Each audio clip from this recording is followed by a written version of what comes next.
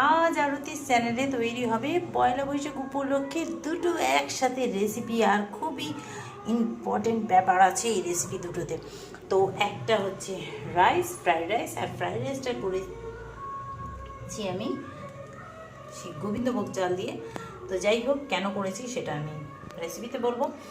আর এটা হচ্ছে খাসির মাংস, কিন্তু হচ্ছে নিরামিষ খাসির মাংস দিয়ে, মানে এঁচোড় আর আলু দিয়ে আজকের রেসিপি। তো চলো আমরা দেখবো, কিন্তু তার আগে বলে দিই আমার চ্যানেলে যারা নতুন আছে, চ্যানেলকে যারা সাবস্ক্রাইব করোনি তারা সাবস্ক্রাইব করো, বেল আইকন বাটনটা অবশ্যই প্রেস করো। আমার নতুন নতুন রান্নার ভিডিওর আপডেট পাওয়ার জন্য ফেসবুক পেজটাকে অবশ্যই লাইক করো, ইনস্টাতেও তোমরা আমাকে ফলো করতে পারো। তো চলো দেখবো আজকের রেসিপি, এঁচোড় দিয়ে খাসির মাংস আর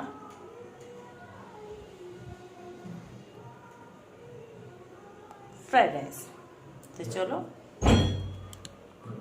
রেসিপি শুরু করা যাক কিছু টিপস অ্যান্ড ট্রিক্সের সাথে। আজকের রেসিপি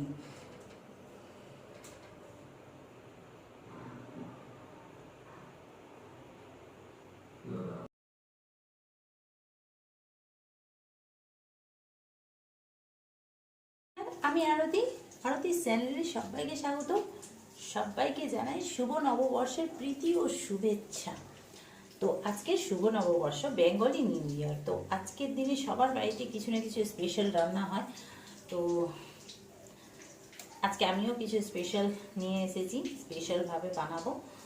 তো স্পেশাল, বাঙালিদের রোজই স্পেশাল, এমন কিছু ব্যাপার নেই। তো যাই হোক, আজকে আমি একটা স্পেশাল রান্না তোমাদের সাথে শেয়ার করব, যেটা খুবই দুর্দান্ত লাগে খেতে, আর আমি অনেকবারই বানিয়েছি, তাই ভাবলাম আজকে নববর্ষের দিন তোমাদের সাথে শেয়ার করি। তো আজকে বেশি হাবিজাবি কিচ্ছু করবো না, শুধু ফ্রাইড রাইস আর মাটন। তো মাটন কীভাবে রান্না করবো সেটাই হচ্ছে কথা। তো এখানে আমার কাছে 1 কিলো মাটন আছে, ভালো করে আমি ধুয়ে পরিষ্কার করে নিয়েছি। আর এখানে আছে ইঁচড়। তো ইঁচড় হচ্ছে আজকে মাটনের সাথে ইঁচড় রান্না। তোমরা কোনোদিন খেয়েছো ইঁচড়? আমি মাটনের সাথে লাউ তোমাদের সাথে শেয়ার করেছি, লাউয়ের মানে মাটন আর লাউয়ের ঝোল, আলু হয়, কিন্তু ইঁচড় কোনোদিন খেয়েছো? তো ইঁচড়কে এমনি সেকেন্ড পাঁঠার মাংস বলে। তো আজকে দুটোই মাংস একসাথে লড়াই করবে। তো চলো, আবার এখানে আছে আমার কাছে মিডিয়াম সাইজের 6 থেকে 7টা পেঁয়াজ কুচি করে নিয়েছি, তেজপাতা, রসুন বাটা 2 টেবিল চামচ, আদা বাটা 1.5 টেবিল চামচ, কটা টমেটো আছে 3-4টে, কিছুটা গরম মশলা আছে, দারচিনি, এলাচ, লবঙ্গ, জায়ত্রী, স্টার ফুল আর পুদিনা পাতা। তো চলো আজকে রেসিপিটা চটপট করে শুরু করে ফেলি। এখানে কোনো ম্যারিনেটের ঝামেলা নেই। আর হচ্ছে এখানে মশলা আছে, ধনে, জিরে, লঙ্কা গুঁড়ো, হলুদ গুঁড়ো। তো চলো ফটাফট আমরা রেসিপিতে চলে যাই। তো আজকের রান্নাটা আমি কুকারে নয়, ডেকচিতে করবো। এর আগের দিন আমি হাঁড়িতে করেছিলাম, তো আজকে ডেকচি নিয়েছি, তো ডেকচিতে করবো। তো চলো, আমি গ্যাসে তো ডেকচিটা বসিয়ে দিয়েছি অলরেডি, আর একে তেল দিয়ে দিচ্ছি, সর্ষের তেল 1 কাপ মতো। তো আর এখানে আমি এঁচোড়টা কিন্তু ভাপাইনি। তো এমনি এঁচোড়ে রান্না করলে কিন্তু এঁচোড়টা ভাপিয়ে নিতে হয়। তো আজকে আমি এঁচোড়টা ভাপাইনি, কারণ মাংসের সাথে রান্না করবো, তাই এঁচোড় ভাপাইনি। তো এঁচোড়টাকে জাস্ট শুধু একটু ভেজে নেব। তো এবারে আমি তেলটাকে একটু ভালো করে গরম করে নিচ্ছি চারিদিকে দিয়ে, আর এঁচোড়টাকে আমি ভেজে নেব। তো তেলটা খুব ভালোভাবে গরম হয়ে গেছে। তো এখানে একটা ছোটো সাইজের গোটা এঁচোড় আছে। এঁচোড়টা খুব হার্ডলি হলে 700-800 ওজন হবে। তো এঁচোড়টাকে আমি ভেজে নেব। তো এঁচোড়টাও খুব বড় বড়ই কেটেছি।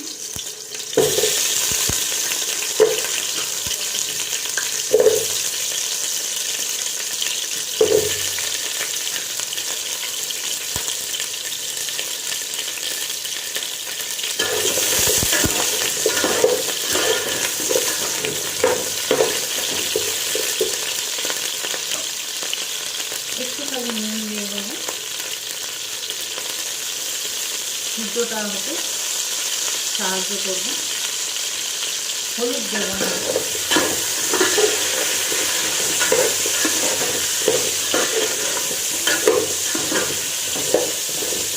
এগুলোকে লাল করে ভেজে নেব। তো এটা গাছের এঁচোড়, মানে আমার খুব চেনা পরিচিতি কেউ এঁচোড়টা আমাকে দিয়েছে, তার গাছে একদম টাটকা। যাই হোক, এবারে আমি এঁচোড়টাকে খুব ভালোভাবে লাল করে একটু ভেজে নেব। তো তো এঁচড়টা আমার ভাজা হয়ে গেছে খুব সুন্দরভাবে একদম লাল করে। আর এঁচড়টা ভাজতে ভাজতে কিন্তু সিদ্ধ হয়ে গেছে। এই যে দেখো অনেকটা সিদ্ধ হয়ে গেছে এই যে এঁচড়টা। তো যাই হোক, এবারে আমি এটাকে তুলে নিচ্ছি।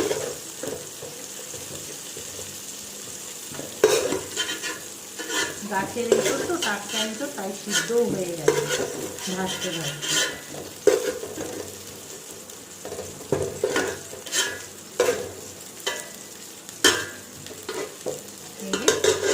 এঁচড়টাকে ভেজে নিলাম। এবারে আমি এর মধ্যে আর একটু তেল দেবো, সর্ষের তেল 2 থেকে 3 টেবিল চামচ।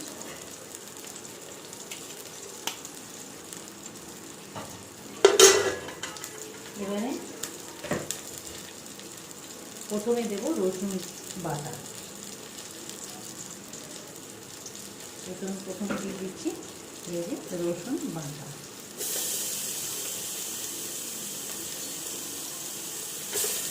ফ্লেমটা হাই আছে।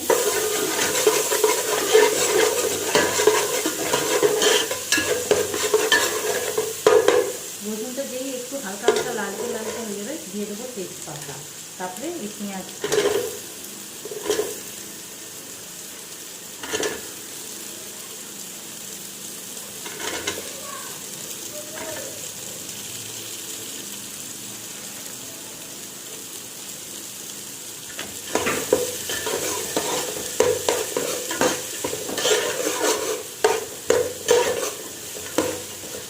দিয়ে এটাকে ভালো করে ভেজে নেব।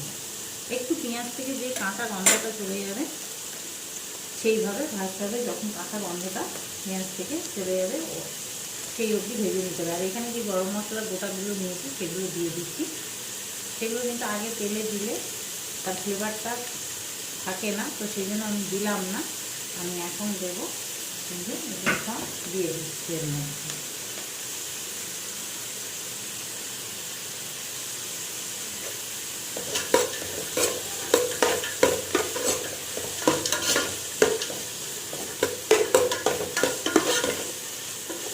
হাই ফ্লেমে ততক্ষণ ভাজবো যতক্ষণ পেঁয়াজ থেকে একটা কাঁচা গন্ধটা না চলে যায়, ততক্ষণ এটাকে ভেজে নেব। তো এখানে দেখো পেঁয়াজের কালার কিন্তু চেঞ্জ হয়েছে, পেঁয়াজটা হালকা ভাজাও হয়ে গেছে, আর পেঁয়াজ থেকে যে কাঁচা গন্ধটা সেটাও চলে গেছে। এবারে আমি কী করবো, ধুয়ে রাখা মাটনটা দিয়ে দেবো।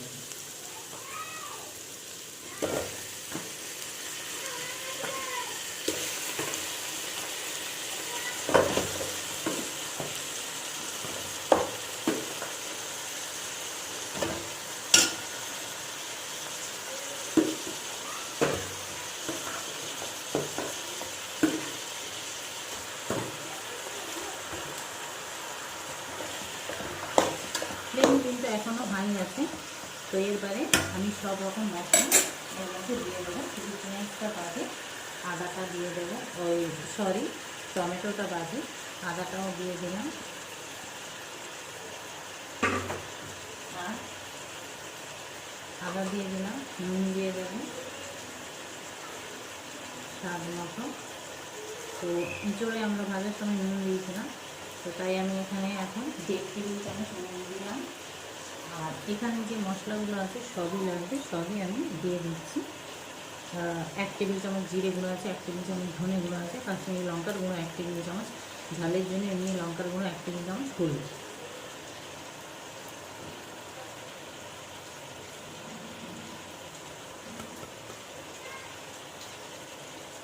দিয়ে দিলাম।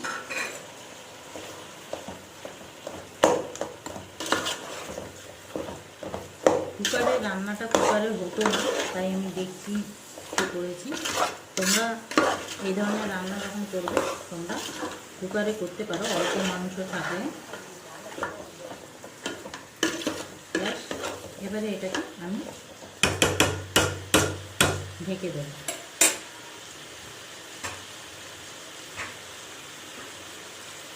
এবারে এটাকে ঢেকে দিলাম।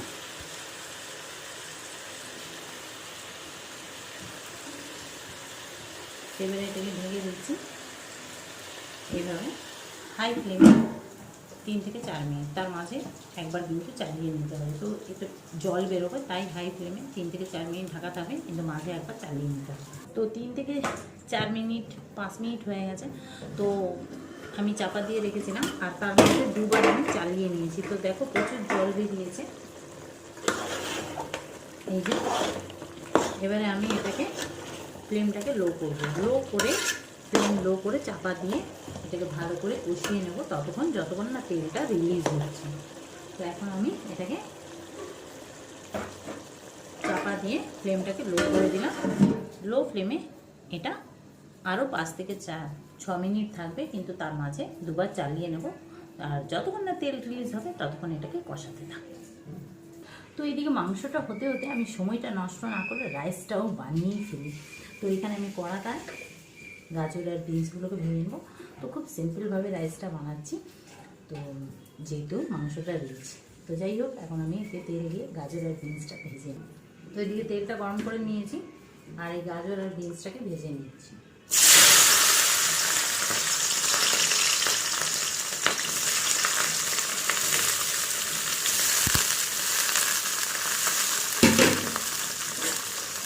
তো রাইসটা করার কোনো উদ্দেশ্যই ছিল না, ছেলের বায়নাতে করা হচ্ছে। তো সেই জন্যে বাড়িতে গাজর একটু বেশি ছিল, বিনস সেজন্য ছিল না, তো সেই দিয়েই করে নিচ্ছি যেমন হবে। তো সময়টা নষ্ট হয়ে যাচ্ছে বলে মাংসটা হতে হতে, তাই আমি এদিকে রাইসটাও করে নিচ্ছি। তো এইটাকে ভালো করে আগে ভেজে নেব। তো দেখো এর তেলটাও রিলিজ হয়ে গেছে কত সুন্দরভাবে। এবারে আমি কী করবো, যে টমেটোটা নিয়েছিলাম সেই টমেটো কুচিটা দিয়ে দিচ্ছি। তো এখানে একটা কথা বলে দিই, আমি প্রথমে ডিসিশন নিয়েছিলাম এতে আলু দেবো না, কিন্তু আমার ছেলেরা আবার আলু খুব ভালোবাসে, বলছে আলু দেবো। তো আবার আমি একটু আলু কেটে তুলে নিলাম ছোটো ছোটো। আর আমি মাংসেতে আলু দিলেই কিন্তু ছোটো আলু দিই, গোটা আলু। তো সেই আলুটা আমি ছুলে নিয়েছি। তো টমেটোটা দিয়ে দিলাম। টমেটোটা দেওয়ার পর এবারে যেই একটু টমেটোটা গলে যাবে, সফট হয়ে যাবে, তখন আমি আলুগুলো দিয়ে আর একটু কষিয়ে নেব। তো টমেটোটা সফট হলে আলু দিয়ে আমি কষিয়ে নেব। তো টমেটোটা একটু সফট হয়ে গেছে, এবারে আমি আলুটা দিয়ে নিচ্ছি। এই যে ছোটো ছোটো আলু গোটা গোটা, এগুলোকে আমি দিয়ে নিচ্ছি।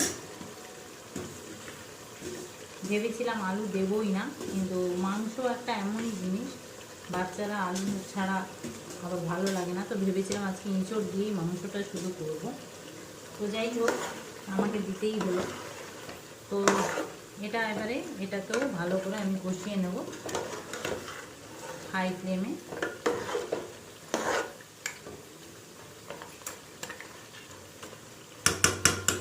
আর এদিকে আমার গাজর আর বিনসটাও ভাজা হয়ে গেছে। তো এগুলোকে আর তুলবো না, এরই মধ্যে আমি এখানে দিয়ে দিচ্ছি কিছুটা কাজু, গরম মশলা আর তেজপাতা সব দিয়ে দিচ্ছি একেবারে।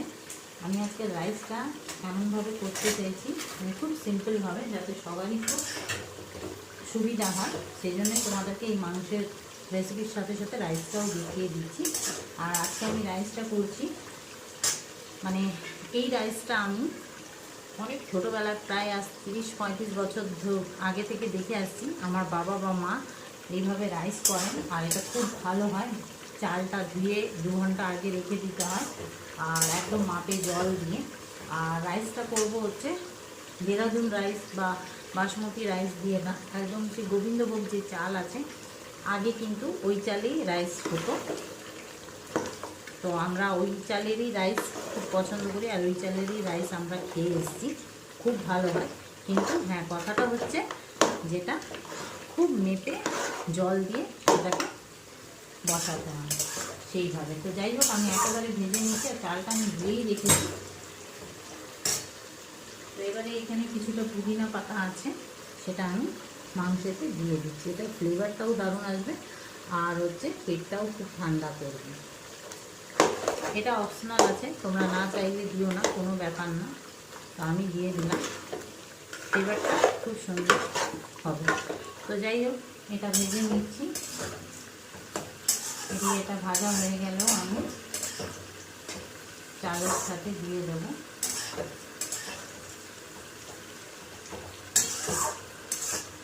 তো এতে তোমরা চাইলে ক্যাপসিকামও দিতে পারো রাইসটাতে, বাট আমি দেবো না, কারণ আমার ছেলেরা খুব হাবি জাবি খাওয়া পছন্দও করে না, খুব লাইটলি সিম্পলে খায়। তো যাই হোক, এখানে মাংসটাও আলু দিয়ে কষানো হয়ে যাচ্ছে, আর এটাও আমার মোটামুটি ভাজা হয়ে এসছে। এবার যে চালটা ধুয়ে রেখেছি সেই চালের হাঁড়িটা ডেকচিতে আর কি এখানে রেখে দেবো। চাল বেশি আছে, 1.5 কিলো মতো, তাই আমি ডেকচিতে করছি। তো এটা ভাজা হয়ে গেলে নামিয়ে নেব। তো এটা ভাজা হয়ে গেছে, এবারে আমি নামিয়ে নিচ্ছি।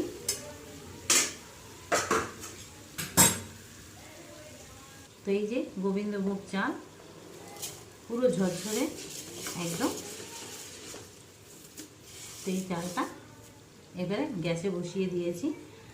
আর এখন করব কি, এর মধ্যে অল্প একটু সাদা তেল দেব, 2 থেকে 3 টেবিল চামচ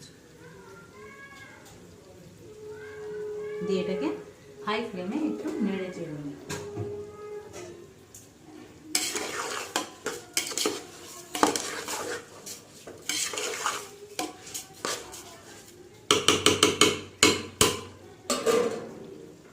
এবারে আমি এঁচড়গুলোকে দিয়ে দিচ্ছি।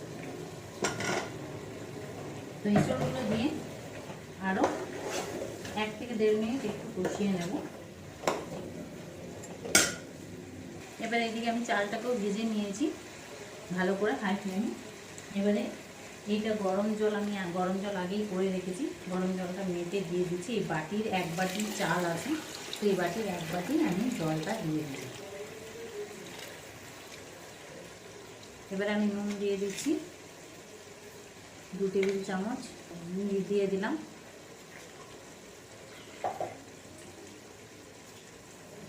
এবারে এঁচড়টাও কষিয়ে নিলাম, এঁচড়টা দিয়ে আলু মাংসটাও কষিয়ে নিলাম ভালো করে।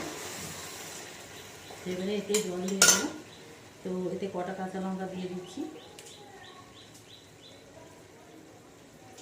আর বাকি কাঁচা লঙ্কাটা মাংসেতে দিয়ে দিচ্ছি। তো এবারে এতেও গরম জল দিয়ে দেবো, আমি গরম জল আগেই করে রেখেছিলাম। তো মাংসের মধ্যেও গরম জল দিয়ে দিচ্ছি।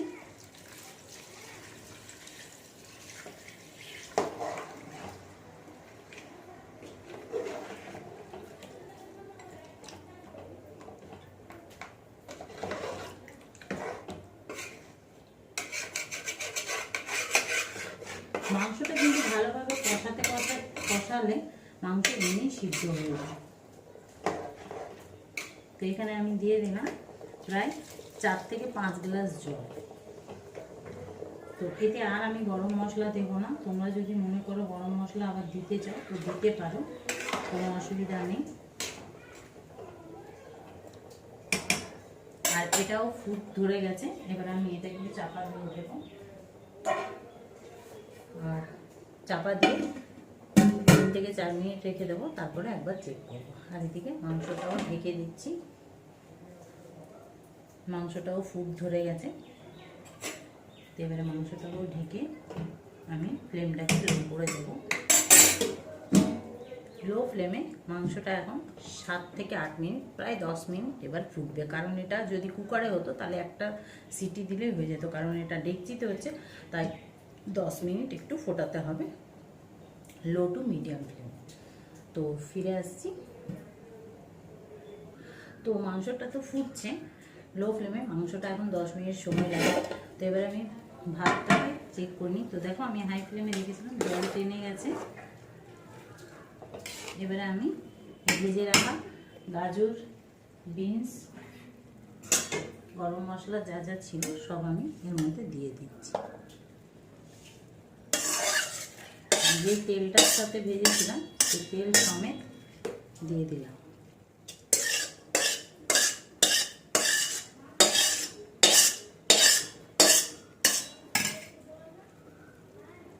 আমি এটাকে নাড়িয়ে দিচ্ছি। এবারে ফ্লেমটাকে লো করে দেব।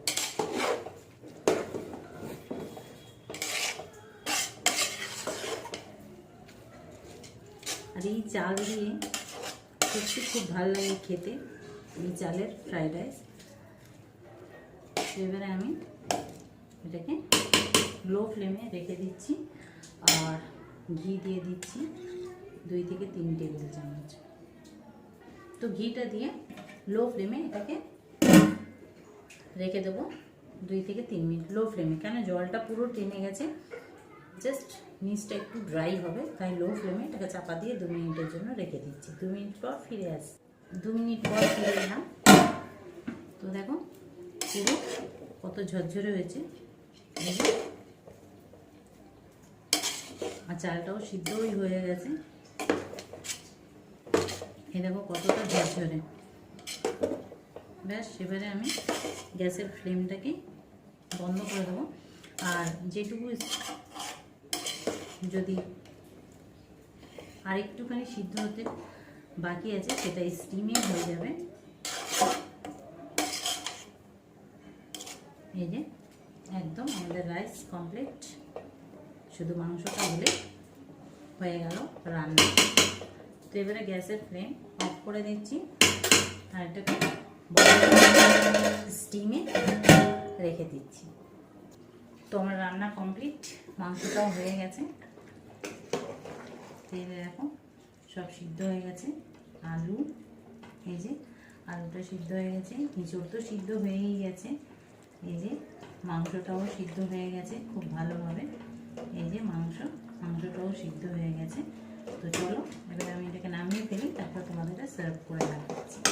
তো গ্যাসটাকে অফ করে দিলাম। তো আমার রান্নাও কমপ্লিট, আমি পরিবেশন করে নিয়েছি। তো দেখো কেমন লাগলো আমার আজকের এই রেসিপিটা শুভ পয়লা বৈশাখ উপলক্ষে। তো তোমরা আমাকে অবশ্যই কমেন্টে জানিও যে আমার আজকের এই দুটো রকম রেসিপি, এঁচোড়ে দিয়ে মাংস আর রাইস, কেমন লাগলো আমাকে অবশ্যই কমেন্টে জানাবে। আর আমার চ্যানেলটাকে সাবস্ক্রাইব করবে, বেল আইকন বাটনটা অবশ্যই প্রেস করবে। আমার নতুন নতুন রান্নার ভিডিওর আপডেট পাওয়ার জন্য ফেসবুক পেজটাকে অবশ্যই লাইক করবে, ইনস্টাতেও তোমরা আমাকে ফলো করতে পারো। তো চলো আজকের জন্য এই পর্যন্ত, আবার আসবো নতুন রেসিপি নিয়ে। সবাই ভালো থেকো, সুস্থ থেকো। আবার বলছি শুভ পয়লা বৈশাখ অ্যান্ড বাই বাই, সবাই ভালোভাবে কাটিয়ে।